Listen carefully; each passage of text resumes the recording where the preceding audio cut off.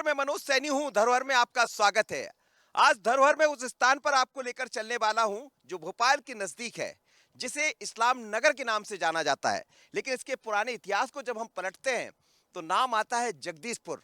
बाद में इस्लाम नगर हो गया और आज फिर इसको जगदीशपुर के नाम से जाना जाता है। यहाँ का इतिहास बहुत अलग रहा। एक दौर में राजपूत राजाओं का यहाँ राज रहा, लेकिन धीरे धीरे कर कर चीजें बदली और फिर दूसरे राजा आए, दोस्त मोहम्मद खान, जिन्होंने इस पर कब्जा कर लिया और उसके बाद इसका नाम इस्लाम नगर हो गया। लेकिन इसके पीछे इतिहास क्या छिपा है, तो कीजिए आज मेरे साथ धरोहर में यात्रा। समझाता हूं आपको कि क्या कहता है जगदीशपुर का ये किला। मेरी यात्रा इस बार भोपाल से 20 किलोमीटर दूर इस्लाम नगर की थी। अब इसे इसके पुराने नाम जगदीशपुर के नाम से जाना जाता है। करीब 40 मिनट के सफर के बाद हम उस किले के करीब आ गए थे जिसे इस्लाम नगर का किला कहा जाता है। किले की चार दीवारी आ जाती है जो अब अपने पुराने वैभव को खोने लगी है। हम थोड़ी देर यहीं ठहर जाते हैं।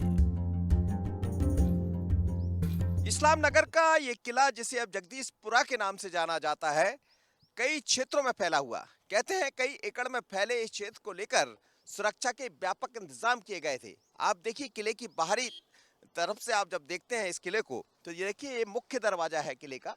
और यहाँ से मुख्य दरवाजे के साथ साथ आप जैसे ही दूसरी तरफ देखेंगे तो आप देखिए अब जरूर चीज़ें बदली है।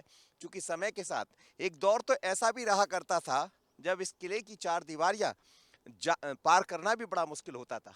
लेकिन अब जीर्ण शीर्ण अवस्था में जो बाहर के कंगूरे हैं, जहाँ कभी जो सैनिक रहा करते थे वो बैठा करते होंगे, यहाँ से देखा करते होंगे। और ये देखिए ये किले की दीवारें अब वो खुद बयां कर रही है कि 300 साल पहले पुराना इसका इतिहास है लगभग। लेकिन उसके बाद से चीज़ें बहुत बदली है और अब आप देखेंगे तो धीरे धीरे कर कर इस किले की दीवारें, ये देखिए इस तरह एक मुख्य दीवार रहा करती थी, उसके सामने यहाँ सैनिक बैठा करते थे। ऊपर आप जब इसको देखेंगे तो कहते हैं कि सैनिक लोग यहाँ से सुरक्षा की दृष्टि से जिन्हें बैठाया जाता था वो है। लेकिन दूर तक आज भी यहाँ की दीवारें नजर आती है। चार दीवारियों के बीच में एक किला रहा करता था, आज भी वो दीवारें बनी हुई है, जिसके अवशेष दिखाई देते हैं कि किस तरह सुरक्षा के व्यापक इंतजाम यहाँ किए गए थे। जो भी राजा यहाँ रहे हैं उन्होंने इसको समझा है इस किले को। लेकिन धीरे धीरे कर कर चीज़ें बदली है। किला अब जीर्ण शीर्ण अवस्था में है। बाहर की जो चार दीवारी थी वो अब टूटने लगी है। लेकिन आज कुछ चीज़ें और है। एक दौर ऐसा भी रहा है जब इस किले के आसपास कोई होता नहीं था, छावनी रहा करती थी। अलग अलग जो राजा के सैनिक है वो हुआ करते थे। पर अब ये पूरा नगर के रूप में इसकी बसाहट हो गई है। लोग यहाँ खेती करते हैं। उस दौर में जब यहाँ के जो भी लोग रहे जिनका यहाँ, लेकिन किले की दीवारियाँ यहाँ देखिए आप आज भी नज़र आती है। अलग अलग द्वार आप देख सकते हैं किले के बाहर से। और इसके भीतर ही पूरा गांव, जिसे अब जगदीशपुर के नाम से जाना जाता है, बस गया। फूलों की बड़ी सुंदर खेती हो रही, खूबसूरत फूल यहाँ देखिए इस समय खिले हुए हैं। सफ़ेद कलर के फूल हैं, गेंदे के फूल हैं। लेकिन ये फूलों के बीच में ही शायद यहाँ का इतिहास भी छिपा है और हम उसी को समझेंगे आज कि आखिर इस्लाम नगर का इतिहास क्या रहा, जिसे अब जगदीशपुर कहते हैं। इस्लाम नगर किला या महल अपनी अलग पहचान रखता है। 4 हेक्टेयर में फैला ये किला 17वीं सदी में बनाया गया था। 1715 ईस्वी में इसी जगह दोस्त मोहम्मद खान ने उस दौर के शासक देवराज चौहान को रात में खाने पर बुलाया और धोखा देकर उनकी हत्या कर दी। इसके बाद किले पर कब्जा कर लिया। तब जगदीशपुर का नाम बदलकर इस्लाम नगर कर दिया गया।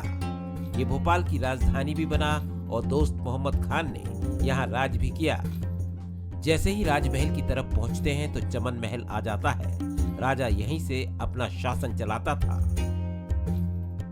जब किले के ऊपरी वाले हिस्से पर आप पहुंचते हैं तो पूरा किला आप देख सकते हैं। आप देखिए, मैं दिखाता हूं आपको कि पूरा किला कैसा दिखता है। यहाँ से आप रानी महल को देख सकते हैं। राजमहल में तो मैं खड़ा ही हूँ, जिसे चमन महल के नाम से भी जाना जाता है। और ये देखिए धीरे धीरे कर कर जब हम अपने कैमरे को पैन करेंगे मेरे सहयोगी असनी, तो आप देखेंगे कि वो सामने जो दिखाई देता है वो रानी महल है। और रानी महल में भी अलग अलग गुम्बद आपको बने हुए दिख जाएंगे। दूसरी तरफ इसके जो भाग है, चाहे शीश महल जिसको हम दिखा रहे थे वो आपको दिख जाएगा। राजा रानी कहाँ बैठा करते थे वो दिख जाएगा। फब्बारी यहाँ से दिख जाएगा। और पूरा किला यहाँ से आप बड़े खूबसूरत तरीके से निहार सकते हैं, देख सकते हैं और इस किले की प्राचीनता को समझ सकते हैं। इस्लाम नगर, जिसे अब जगदीशपुर के नाम से जाना जाता है, यहाँ का किला 4 हेक्टेयर में फैला हुआ है, पर कहानी बहुत अलग है। और यही नहीं, कुछ और भी चीजें हैं। जरा चलिए मेरे साथ, मैं लिए चलता हूँ। चमन महल का वैभव आज भी कायम है। महल के ठीक सामने मौजूद फव्वारे और बाग बगीचे गुजरे दौर की याद दिलाते हैं। पानी का इस्तेमाल खास तरीके से होता था। अब मैं आपको लेकर चलता हूँ ऊपर की तरफ। राजा जब ऊपर भी बैठा करते थे, ऊपर किस तरह का नज़ारा होता था आप देखिए। प्रकृति, छोटी छोटी सीढ़ियाँ यहाँ हैं चढ़ने के लिए। आप देखिए इस तरह सीढ़ियाँ जब आप चढ़ेंगे तो छोटी सीढ़ियाँ रहा करती थी। इन सीढ़ियों के जरिए आपको ऊपर पहुँचना। और ये देखिए दरवाजे, वही लकड़ी के दरवाजे यहाँ दिख जाएंगे। ये देखिए लकड़ी के दरवाजे यहाँ लगे हुए। और जैसे ही आप यहाँ पहुँचेंगे तो फिर ऊपर आ जाएंगे। ऊपर मतलब जहाँ से पूरे किले का नज़ारा आप देख सकते हैं। ये देखिए आप, कितना खूबसूरत ये बना हुआ है। शायद एक दौर में राजा यहाँ बैठे होंगे। इसे ये काय का बनाया है? चूना क्या? चूना, इसमें पुराने ज़माने में चूना, बेल और ये जो ईंट का पाउडर बनाते थे, उसको सब मिला के उसमें गुड़ भी रहता था, बीला भी रहता था, हैं, उड़द की दाल रहती थी ऐसे। और फिर बड़ा एक पहिया रहता था पत्थर का, उससे रेत को इनको सबको मिला के जैसे मसाला पीसते हैं ऐसा पीसा जाता था। फिर उसका मसाला बना के इसको चुनाई प्लास्टर किया जाता था। पहले अटैक बहुत चलते थे, तो यहाँ से देखना जी, उसके लिए भी है ये। अपने को यहाँ से व्यू देखना है या कोई आक्रमणकारी तो सामने से नहीं आ रहा, बिल्कुल खुला पहले से ना, ये सुरक्षा की दृष्टि से। ये जो नदी है ये भी सुरक्षा की दृष्टि से है। ये कौन सी नदी है? ये पात्रा के है, वैसे आगे जाके हलाली में मिलती है। अलग तरह की नक्काशी कला, शिल्प कला जिसे कहते हैं, मुगल कालीन कला का इसमें इस्तेमाल हुआ है, ऐसा कहते हैं। मुगल शैली के आधार पर इनको बनाया गया है। और मुगलों की जो शैली रही है, कई जगह आपको गोंड कला भी यहाँ दिखाई देती, क्योंकि गोंडों का भी साम्राज्य रहा है। एक नहीं बल्कि ऐसी अलग अलग खिड़कियाँ। ये भी एक खिड़की, आप देखिए, मैं इससे यदि इस तरफ जाता हूँ तो आप यहाँ आ जाएंगे। यहाँ बाहर एक बड़ा सा दहलान बना हुआ है। इस दहलान में शायद यहाँ अलग अलग सैनिक रहा करते होंगे, लेकिन यहाँ से आप पूरे किले को भी देख सकते हैं।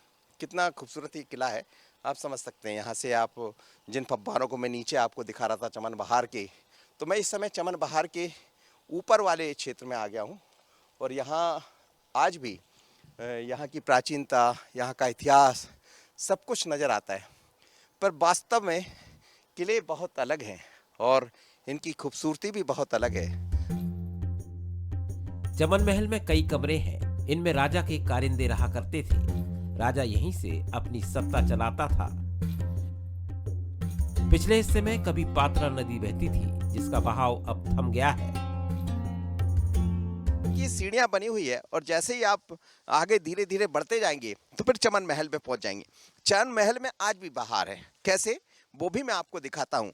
चमन महल वो है जहाँ राजा रहा करते थे, जहाँ राजा का दरबार लगता था। और ये देखिए कि उस दौर में जब इस पूरे किले को तैयार किया गया होगा, इस महल को तैयार किया गया होगा, इसे राजमहल कहते। वो रानी का महल था, ये राजा का महल है। और कितना खूबसूरत है ये राजा का महल। देखिए आप किस तरह इसको तैयार किया गया, प्रशासनिक भवन भी इसको कह सकते हैं। दीपक जी, ये इसे क्या कहेंगे हम? ये ऑटोमेटिक, पहले के ज़माने में ऑटोमेटिक चला करता था ग्रेविटिकल पावर से।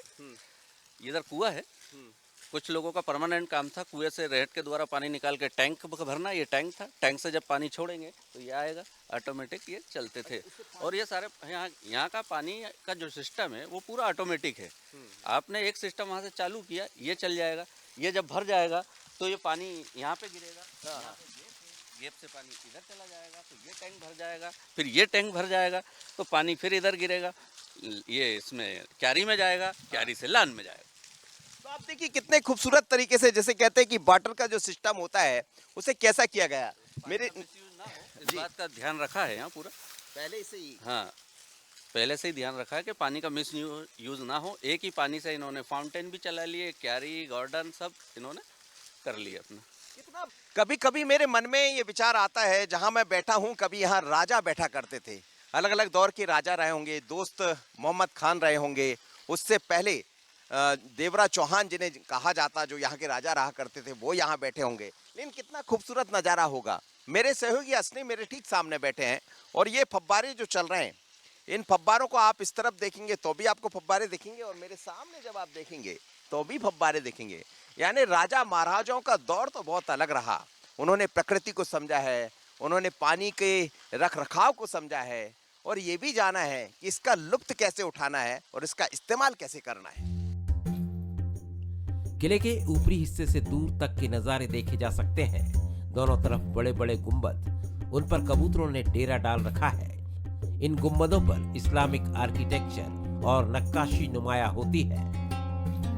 तो इस किले में 2 गुंबद बने हुए हैं। एक गुंबद वो जहां मैं खड़ा हुआ हूं, जिस गुंबद को आप देख रहे थे, यहां से दूर तक आप देख सकते हैं, निगाहें रख सकते हैं आक्रमणकर्ताओं पर कि एक दौर में जब वो आक्रमण करते होंगे। और ऊपर की तरफ जब आप इसको देखेंगे तो आप ये देखिए एक गुंबद, लेकिन ठीक पीछे यदि घूमेंगे तो आपको दूसरा गुंबद भी दिखाई देगा। अभी मेरे सहयोगी असनी आपको दिखाएंगे। ये देखिए, ये दूसरा गुंबद है और इस द्वार से जब हम आगे की तरफ बढ़ेंगे तो दूसरा गुंबद भी आपको दिखाई देगा। यानी 2 बड़े बड़े गुंबद यहाँ बनाए गए थे, जिन पर नक्काशी दोनों पर एक तरह की है। आज भी कबूतर की आवाज़ यहाँ सुन सकते हैं। कबूतर बैठे रहते हैं जो यहाँ की प्राचीनता को खुद बयां करते। कितना खूबसूरत नजारा है। राजमहल के दूसरी तरफ रानी महल है। रानी यहाँ अपनी पटरानियों के साथ रहती थी। बारादरी में पर्दे लगे होते थे और उजाले के लिए लालटेन का इस्तेमाल होता था। रानी महल के दोनों तरफ मेहराबदार दरवाजे बने हैं जो महल की सुंदरता को बढ़ा देते हैं।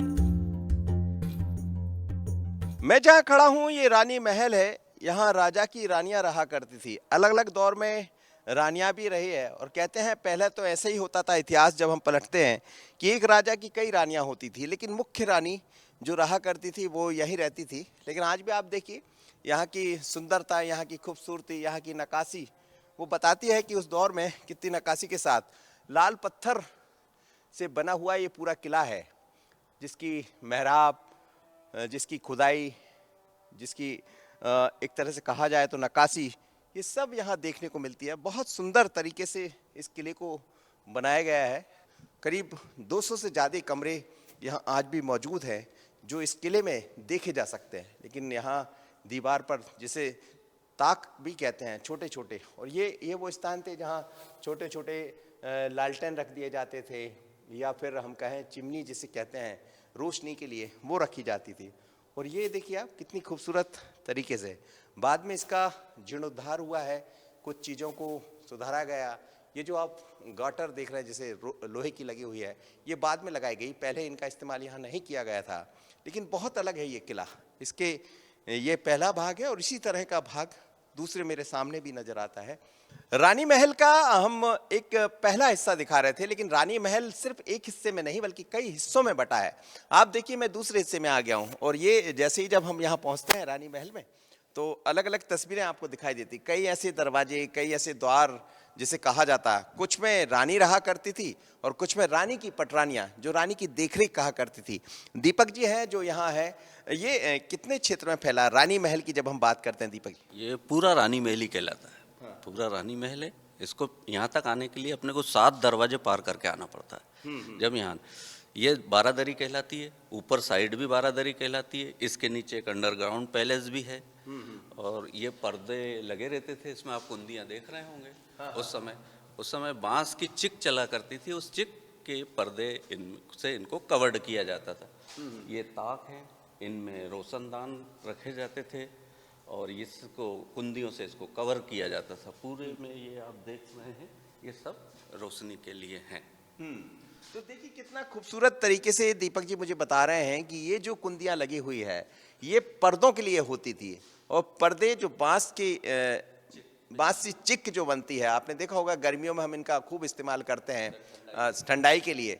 हालांकि किला इतना ठंडा है अभी भी, धीरे धीरे कर गर्मी की तरफ जब हम बढ़ेंगे तो किला इतना ठंडा है। और दूसरी तरफ ये जो ताक बनी हुई है, इसमें क्या लैंप रखे जाते। अच्छा। और उससे पर्दे से कवर होते थे वो सारे, तो रोशनी के लिए।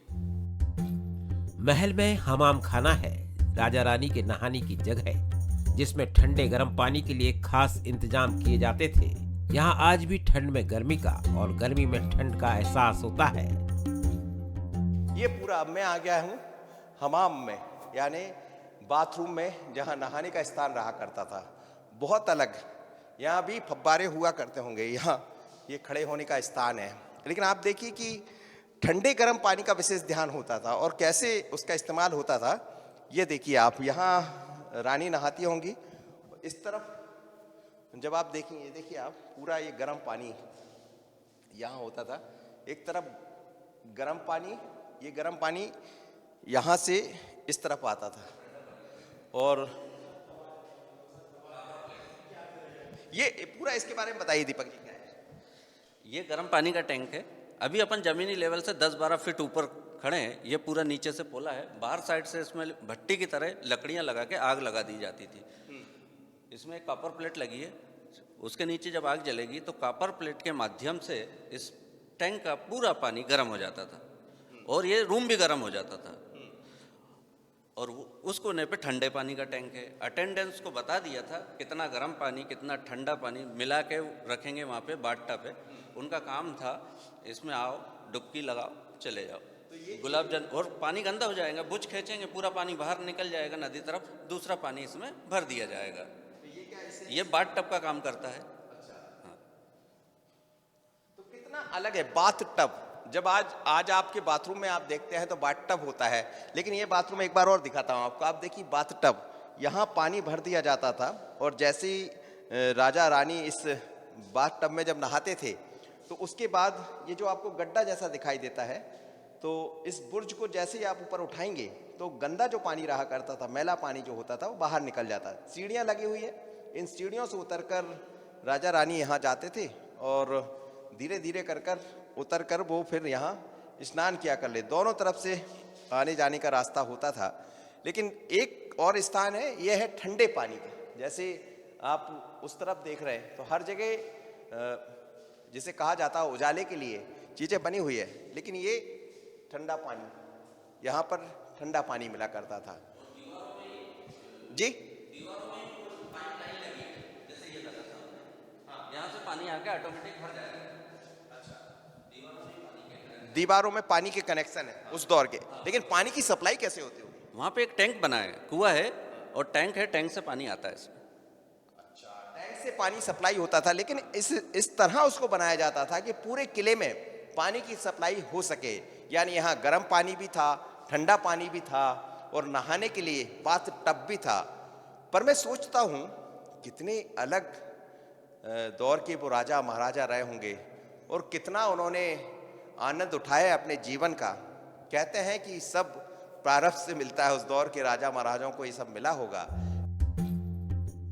नए महल के ठीक सामने गौड़ महल है। रखरखाव नहीं होने की वजह से ये खंडहर में तब्दील होते जा रहे हैं। महल तो है, लेकिन पुराना वैभव अब नहीं, सिर्फ यादें हैं और पुराने किस्से।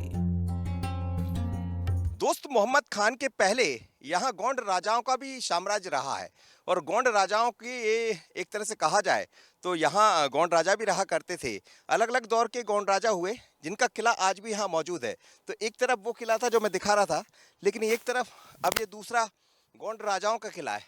ये देखिए अब ये पूरी तरह टूट चुका है, लेकिन मैं लिए चलता हूँ आपको इस किले की तरफ भी।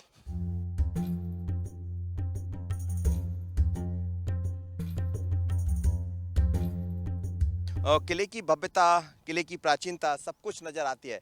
छोटी छोटी खिड़कियाँ बनी है जहाँ से जो लोग हैं वो निगाह रखते होंगे आक्रमणकर्ताओं पर आज भी वो दीवारें, ये खंडर ये बता रहा है कि इरादे कितने बुलंद रहे होंगे और कितना अलग किला रहा होगा।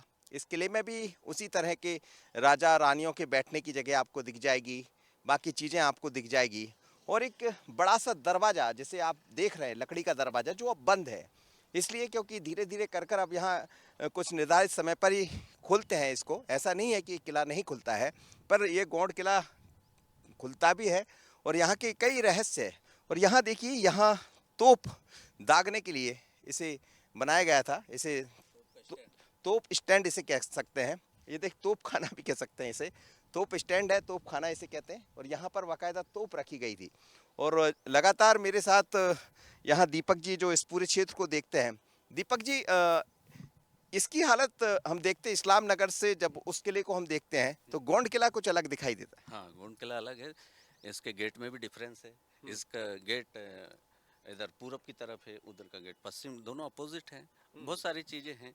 यहाँ के फाउंटेन अलग हैं, यहाँ के फाउंटेन से बहुत सारे। यहाँ का क्या इतिहास रहा? यहाँ पे गोंड राजा राज्य करते थे, और यहाँ इधर में ये अपने सरदार दोस्त मोहम्मद खां का शासन था।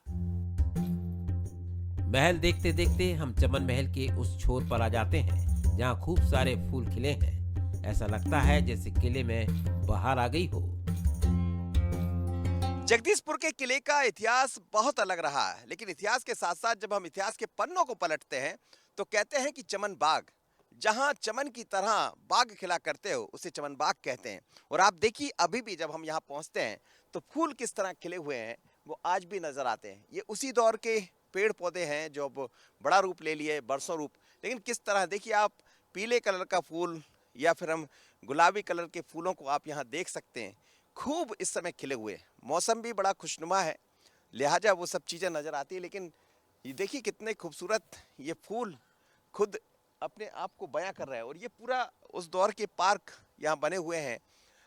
समझा जा सकता है कि उस दौर की रानियां जब रही होंगी तो शायद इसी तरह बाग बगीचे में आती होंगी और इसका आनंद लेती होंगी। वो पुराना इमली का पेड़ आज भी दिखाई देता है, बरसों पुराना, जिसे यहाँ उस दौर में लगाया गया होगा। लेकिन कई पेड़ पौधे उसी दौर के हैं।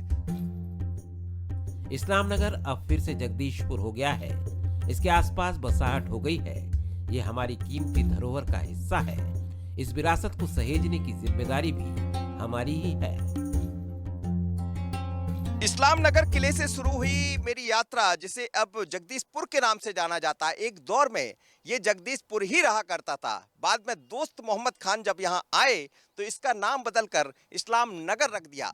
तो ये इस्लाम नगर का किला है जिसकी अपनी कहानियां हैं, जो अपने आप में हम सब के लिए एक धरोहर है। आज भी इस धरोहर को संवारने सजाने का काम मध्य प्रदेश की सरकार, पुरातत्व विभाग ने इसको किया है, जिसके अवशेष दिखाई देते हैं। लेकिन दूसरी तरफ वो इतिहास का पन्ना जब हम पलटते हैं जिसमें गौड़ किला दिखाई देता है तो वो भी है। यानी आप इतिहास को पलटते रहिए, हमारी धरोहरों को समझते रहिए। हमारा भी यही विचार होता है कि इन धरोहरों को हम आप तक लेकर आएँ और समझाएं कि मध्य प्रदेश में क्या नहीं है। कई बड़े किलों को मैंने आपको दिखाया, लेकिन ये तो राजधानी भोपाल की बात हम कर रहे हैं, जहाँ इस्लाम नगर भी है, जिसे अब जगदीशपुर के नाम से जाना जाता है। और गोंडा का वो किला, जब गोंड राजा यहाँ शासन किया करते थे, तो सबकी अपनी कहानियाँ रही हैं, सबकी अपनी किंवदंतियाँ हैं, और इनमें बहुत कुछ छिपा है। कुछ रहस्य मुझे पता है, कुछ रहस्य गूढ़ बन गए हैं, जिनकी तलाश आज भी जारी है। पर मेरे और मेरे सहयोगी अश्विनी के साथ यात्रा करते रहिएगा, क्योंकि धरोहर में ये यात्रा रुकने वाली नहीं है। अगली बार फिर किसी नए स्थान पर मुलाकात होगी और हम आपको बताएंगे वहाँ का इतिहास। तो दीजिए इजाज़त और बने रहिए बंसी न्यूज़ पर। नमस्कार।